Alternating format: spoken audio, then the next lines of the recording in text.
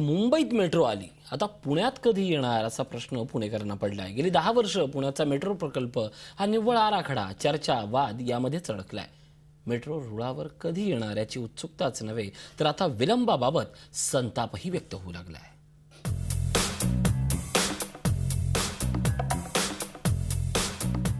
मुंबईतील मेट्रोचं दिमाखात उद्घाटन झालं। पहिल्याच दिवशी 1 लाखांपेक्षा जास्त नागरिकांनी मेट्रो प्रवासाचा अनुभव घेतला। पण आता या वेगवान आणि आरामदायी प्रवासाचा आनंद इतर शहरांनाही मिळायला हवा। वाहतूक ही पुण्याची अतिशय गंभीर समस्या आहे।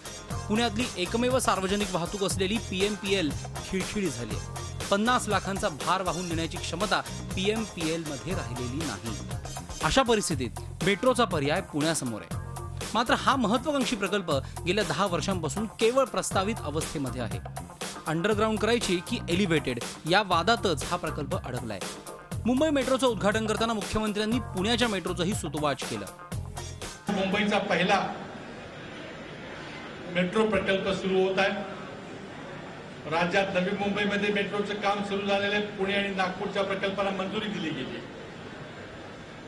त्यामुळे आपण एक खऱ्या अर्थाने 21व्या शतकामध्ये प्रवेश करतो असा आभास या ठिकाणी होतो। खरंच मुंबईत 8 वर्षात कार्यान्वित झालेल्या मेट्रो प्रकल्पा एवढी तत्परता पुण्यात दाखवली जाणार का, हा पुणेकरांचा खरा प्रश्न आहे। लोकांच्या म्हणजे त्यांना कंपनीला वगैरे कॉलेजला जायला उशीर होतो, तर मग ही मेट्रो ही दर 15 मिनिटाला आहे। त्यामुळे मग चांगलं जर पुण्यात धावली तर पुण्यात पण आता व्हायला पाहिजे, कारण मुंबई इतकंच पुणे पण आता शहर महत्त्वाचं आहे। त्यानंतर तुम्ही रोज जर ट्रॅफिकचं हे बघितलं तर आम्हाला खूप त्रास होतो। आम्हाला रिक्षा भाडे वगैरे पण परवडत नाही। त्यानंतर बसेसचं टायमिंग पण आम्हाला असे जुळतील असे नसतात। फक्त PMTच पुण्यात आहे। पब्लिक ट्रान्सपोर्टची आजकाल भयंकर आवश्यकता आहे। पेट्रोल डिझेलही वाचू शकेल आणि लोकांचा वेळही वाचू शकेल। पुण्यात 31.51 किलोमीटर मार्गावर मेट्रो प्रकल्प प्रस्तावित आहेत।